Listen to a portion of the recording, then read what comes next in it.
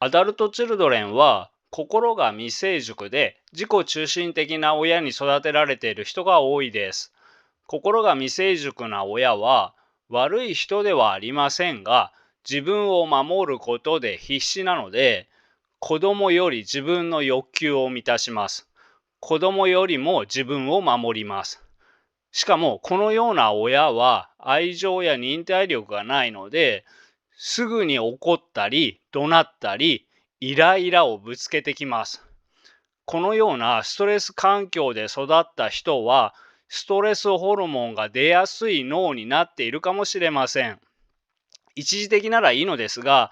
慢性的だと幸せホルモンが不足し、幸福感を低下させている可能性があります。こんにちは、自分探しイズムです。私はアダルトチルドレンについての電子書籍作家で、現在のところ5冊中2冊でベストセラー1位を獲得しました。興味のある方は読んでみてください。概要欄にリンクを貼っておきます。アダルトチルドレンの中には、何をすればいいかわからないという人が多いです。いろいろな動画で時間をかけてやること、例えば心を育てることや認知の歪みを直すことなどを話しています。今日はそのようなことではなくて、マインドセットや割と簡単にできることを中心に話したいと思います。でもその簡単なことをすればすぐに治るというような魔法の薬ではありません。アダルトチルドレンの心は何十年もかけて蝕まれているし、さらに脳はだんだん硬くなるので、大人になってからの回復は時間がかかります。それでも、こういうことをすると良い方向へ少しずつ進んでいくということはいくつかあります。今日はアダルトチルドレンがすべきことの中で、割と簡単にしやすいことを大きく分けて3つ紹介します。自分ファーストにすること、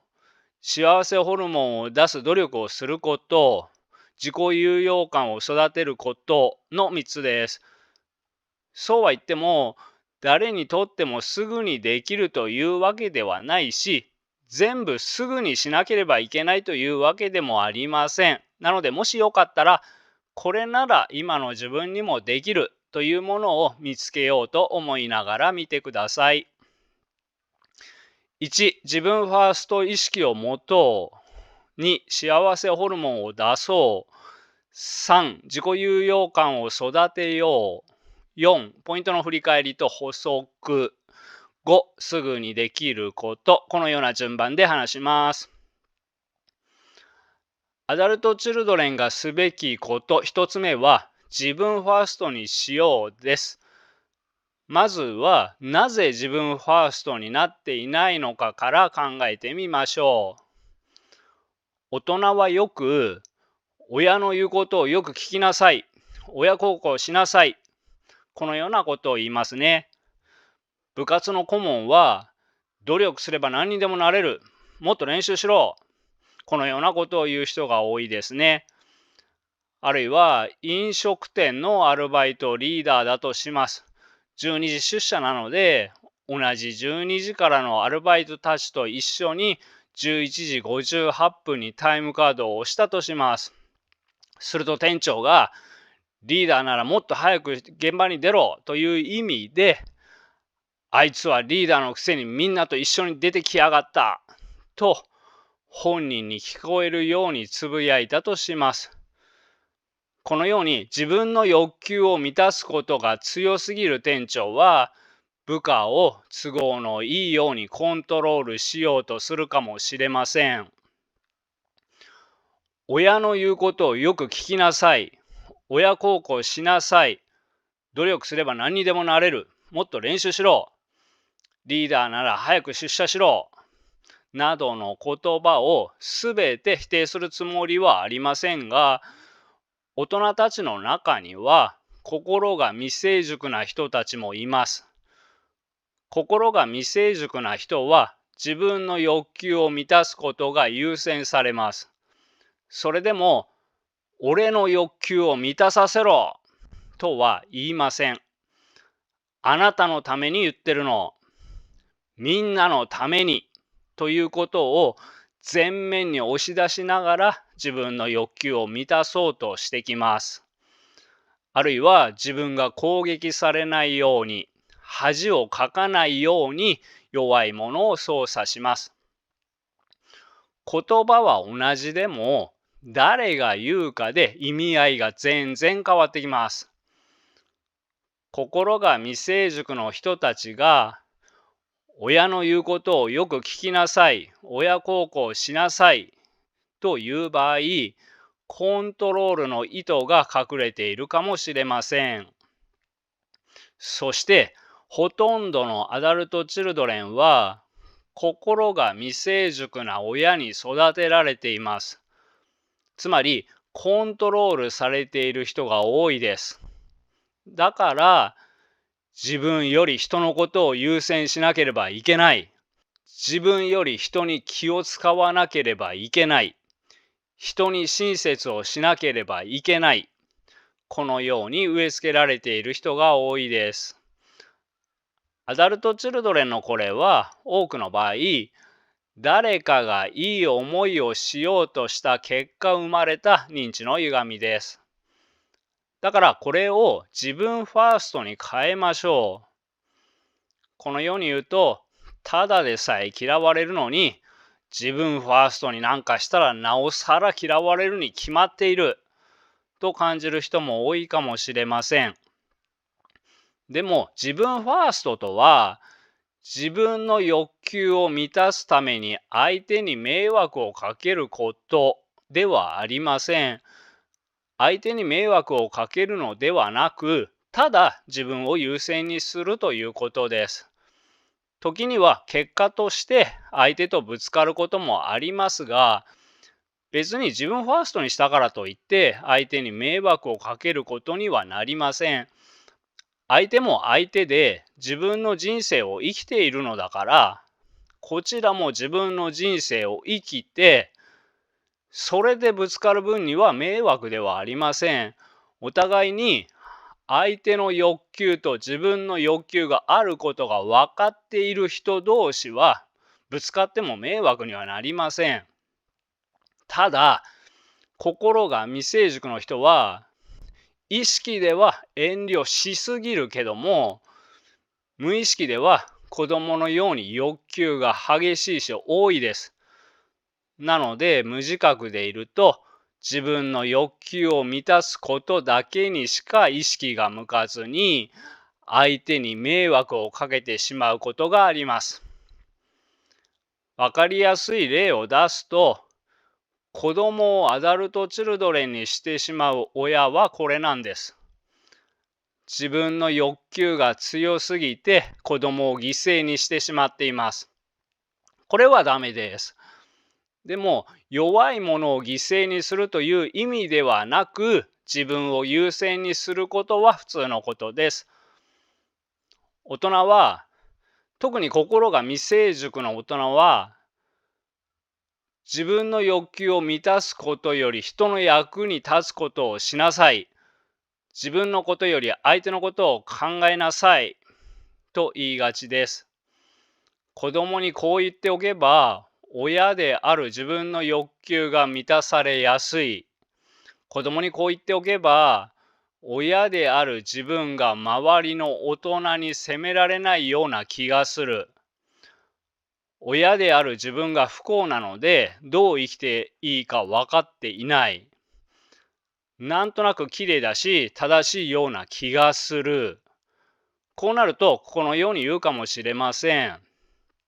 このようにして、親の幼児性のために自分ファーストで生きられなくなるのがアダルト・チルドレンですが、それに気づいて自分で生きやすくするのもアダルト・チルドレンです。これからは誰かのために犠牲になる生き方ではなく、自分ファーストへ変える意識を持ちましょう。今まで自分を犠牲にして生きてきた人が、急に自分ファーストには怖くてできません。でも、自分ファーストへ変える意識を持つことだけならできるはずです。まずは自分ファーストへ変える意識を持ちながら生きていきましょう。アダルトチルドレンがすべきこと2つ目は、幸せホルモンを出そうです。アダルトチルドレンは小さい頃からのネガティブな体験の積み重ねで、幸せホルモンが出づらい体質になっている人が多いです。意識して増やしていく必要があります。ここでは幸せホルモンを出す方法を7つ紹介します。でも全部をできなければいけないというわけではありません。自分にできるものを1つや2つ見つけられれば、それを続けることで他のこともできるようになっていくかもしれません。では幸せホルモンを出す方法1つ目は運動です。運動ができる人は運動をしましょう。適度な運動をすると脳にいい影響を与えます。例えば幸せホルモンと言われるセロトニンとかドーパミンとかエンドルフィンなどが出ます。そしてストレスホルモンのコルチゾールを減らしてくれます。セロトニンは抑うつ症状や不安の緩和につながり、気分を安定させる効果があります。ドーパミンはモチベーションとか快感を刺激してくれる神経伝達物質です。なので気分が向上したり活力を感じやすくしてくれます。エンドルフィンは痛みを和らげる神経伝達物質ですが、幸福感やリラックス感を感じさせてくれたり、ストレスや不安を減らしてもくれます。そして運動するとストレスホルモンが減るので、心にはとてもいい状態になります。間違ってはいけないことは、ハードな運動をすれば良い神経伝達物質がたくさん出るというわけではありません。ハードすぎる運動は逆にストレスホルモンが出ます。無理のない適度な運動を1日だけではなく継続的に続けることが効果的です。幸せホルモンを出す方法2つ目は音楽です。運動は苦手な人もいると思うし、年を取ってくるといろんなところが痛くなってきて、運動は難しいという人もいるかもしれません。でも音楽を聴くだけなら多くの人ができるのではないでしょうか。音楽を聴いた時も運動した時と似たような効果が出ます。つまり幸せホルモンのセロトニンやドーパミンやエンドルフィンが出ます。またストレスホルモンを抑えてもくれます。なので不安やストレスの解消につながったり、気分を上げてくれたり、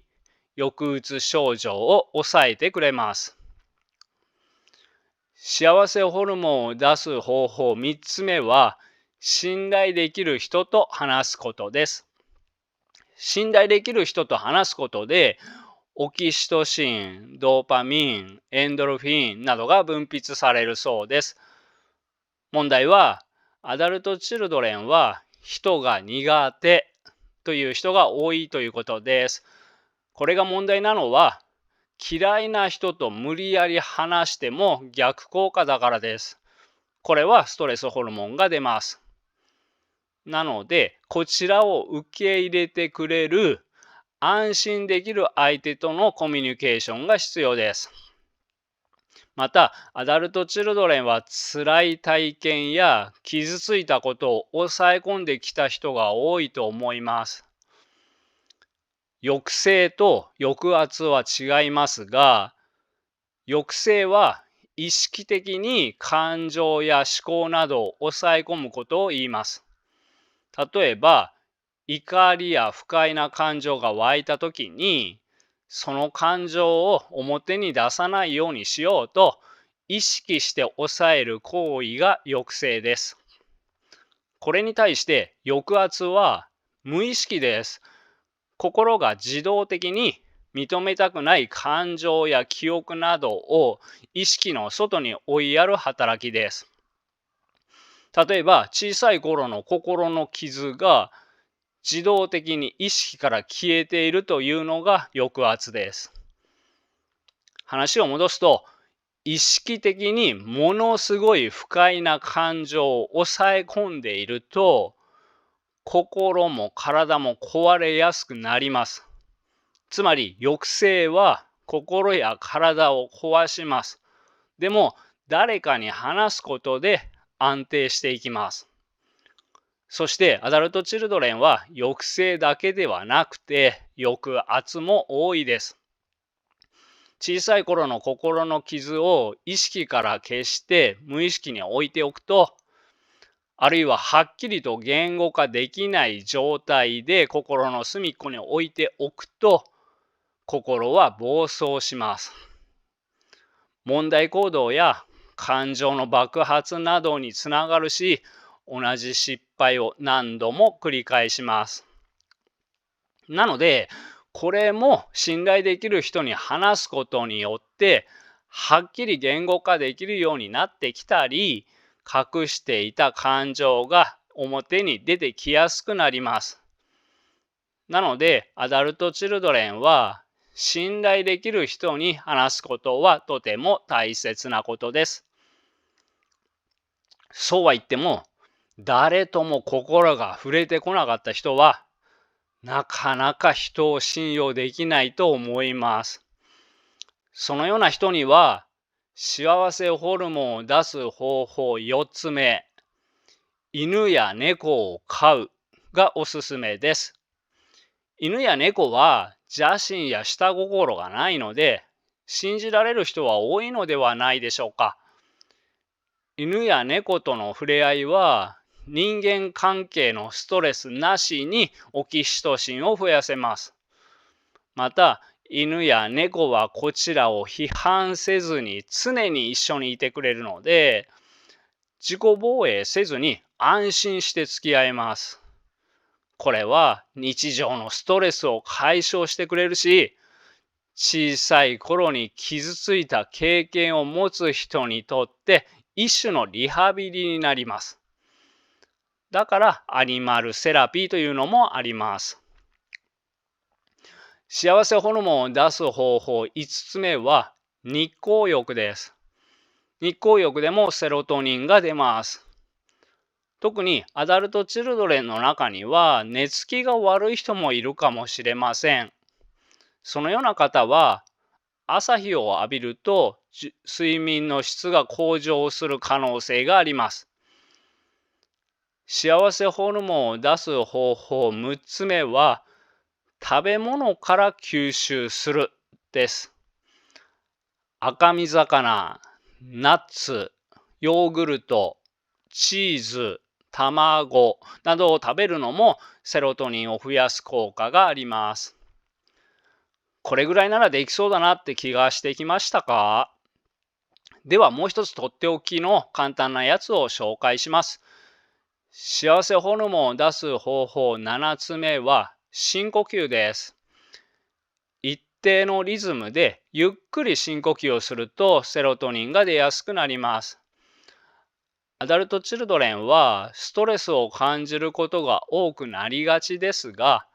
ストレスを感じるとストレスホルモンが出ます。そしてこういう時って呼吸が浅くなっています。浅い呼吸はストレスホルモンが出やすい状態です。だからストレスを感じた時などは意識して深呼吸をすることが必要です。いくつか出しましたが、これらは組み合わせることができるものも多いです。例えば、音楽を聴きながら日光浴をするとか、日光浴をしながらランニングをするとか、日光浴をしながらナッツを食べるとか、音楽を聴きながら深呼吸をするとか、組み合わせればより効果的です。ただ、もちろん効果の現れ方は個人差があるし、一回やれば目に見えた効果を感じられるというような魔法的な手法ではありません。なので、継続していく必要がありますが、でも割と簡単なものも多いと思います。自分に合うものを探してみてください。さっきも言いましたが、アダルト・チルドレンはストレスを感じやすい人が多いです。ストレスホルモンが出やすい体質になっている人もいるかもしれません。もし自分はストレスを感じやすいと思う方は、今まで通り無自覚でストレスホルモンを慢性的に出し続けながら生きていたら、10年後どうなっているか考えてみてください。でも今日から意図的に幸せホルモンを出そうと意識しながら生きたとしたら、10年後どうなっているか考えてみてください。補足ですが、分かりやすいので私はよく10年後と言ってしまうのですが、すると10年間は絶対に良くならないんだというように捉える方が出てきてしまいます。そういう意味ではありません。分かりやすいから10年後と言っていますが、5年後ということで考えても、3年後ということで考えても、どちらも意識して過ごすのと無自覚で過ごすのでは変わってくると思います。でも10年後の方がはっきりとした違いが出るだろうということで分かりやすいので、10年後としているだけです。アダルト・チルドレンがすべきこと3つ目は、自己有用感を育てようです。アダルト・チルドレンの子供時代は、一人の人間として尊重してもらえていなかったり、ダメな子ね、役に立たない子ね、という目で見られていたりで、自己有用感を持てていない人が多いです。これは自分はダメ人間だというような強く生きる力を奪う思い込みにもなり得ます。自己有用感とは、自分の存在は周りに貢献できている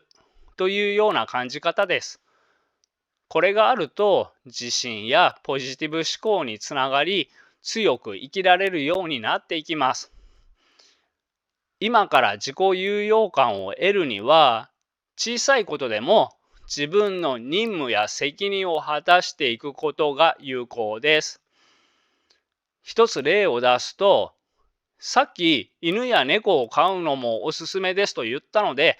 それにつなげると、ペットを世話しながら必要な愛情を与えることで、自分の存在が誰かの役に立っているという実感を得られます。これは自己有用感や自己肯定感につながります。コツは無自覚で生きないで意識して感じ取ることです。例えば犬や猫を世話しているのであれば、自分はこの子の役に立っているなということをはっきり意識することです。アダルト・チルドレンは現実では役に立っているのに、そう意識していないことがとても多いです。だから意図的に意識しましょう。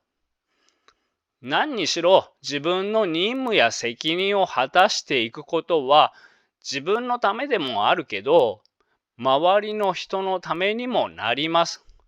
それを続けていくことで自己有用感を回復するきっかけになります。ではポイントを振り返りながら補足します。いつまでもあると思うな親と金って言いますね。ちょっと今気づいたんですけど、これってきちんと五七五になってますね。すごいなーってそれちゃったんでちょっと戻ると、確かにこの言葉は戒めの言葉として役に立つ人もいると思います。でも私は特に心が未成熟のまま親になってしまった人は、いつまでもあると思うな子供の依存心という言葉の方が戒めの言葉になるような気がします。親に依存しないと生きられない間、子供は親がどんなに自己中心的でも出ていきません。どんなに理不尽なことを言われても受け入れます。こうなると、心の未成熟な親は、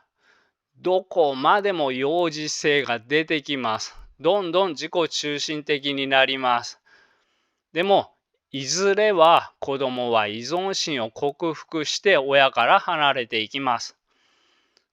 冷たい子育てをしていた場合は、介護をしてもらえないとか、してもらえても冷たい介護しかしてもらえなくなります。だから、いつまでもあると思うな子供の依存心という言葉があるといいと思います。でも、辞書に載るような言葉は大人が作るので、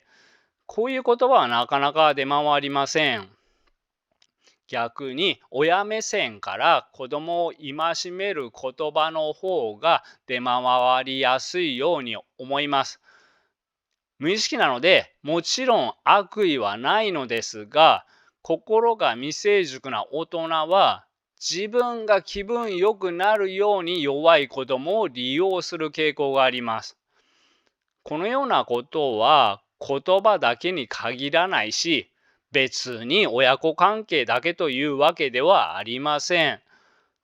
例えば、部活で練習の最後に顧問が、今日はこうだった、ああだった、もっとこうしろ、明日からはここが課題だ、今日はこれで終了、お疲れと言うと、生徒が大きな声で、ありがとうございましたという光景はどこにでもありますよね。声が小さかったり、声が出ていないと激しく怒る顧問もいます。多くの顧問は礼儀を教えているのだと思います。でも中には歪んだプライドが傷ついて怒っている人もいるように思います。このような人は、俺は礼儀も教えられる立派な指導者という自己陶酔の裏に、自分は礼儀も教えられる立派な人と感じたい。大きな声でお礼を言われて気分よくなりたい。自分を偉い人のように扱ってもらいたい。などが隠れています。これは一つの例に過ぎませんが、ここで言いたいことは、心が未成熟の大人のそばにいる子供たちは、思考停止状態にされて、未熟な大人の心の必要性を満たすために利用されて育ってくるということです。思考停止状態だから何も考えずに全部大人が正解としています。だから自分の欲求を満たすことは悪いことで、自分を犠牲にして人の欲求を満たすように生きている人が立派な人というような思い込みを作って大人になっている人までいます。特に心が未成熟な親に育てられた人は、自分を犠牲にする傾向があまりにも強いです。なので、自分を犠牲にする心の習慣がついている人は、自分ファーストに変えましょう。まず、自分中心で生きていいんだということをはっきりと脳に刻み込みましょう。本来人生は誰かのために生きるものではありません。自分のために生きるのが人生です。ここを間違えていると、アダルト・チルドレンはどんどん心が弱くなって、どんどん苦しくなってしまいます。次は、アダルト・チルドレンは心が未成熟で自己中心的な親に育てられている人が多いです。心が未成熟な親は悪い人ではありませんが、自分を守ることで必死なので、子供より自分の欲求を満たします。子供よりも自分を守ります。しかも、このような親は愛情や忍耐力がないので、すぐに怒ったり怒鳴ったりイライラをぶつけてきます。このようなストレス環境で育った人は、ストレスホルモンが出やすい脳になっているかもしれません。一時的ならいいのですが、慢性的だと幸せホルモンが不足し、幸福感を低下させている可能性があります。人はお金があれば幸せを感じられるのではなくて、一戸建ての家があれば幸せを感じられるのではなくて、恋人がいれば幸せを感じられるのではなくて、幸せホルモンをたくさん出していれば幸せを感じられます。だから意図的に幸せホルモンを出す努力をしましょう。そのためには運動をすること、音楽を聴くこと、人と話すこと、ペットの世話をすること、日光浴をすること、マグロやカツオやナッツや乳製品を食べること、深呼吸をすることなどが有効です。また、アダルトチルドレンは、いやいや世話をされて育ってきていたり、一人の人格を持った人間として尊重してもらえていなかったり、子育て能力のない親に育てられている人が多いです。そこで、自分は何の役にも立たない人、自分は価値のない人、このように感じていて、自己有用感がない人が多いです。これでは力強く生きていけません。この厳しい人生を生き抜くには力強さが必要です。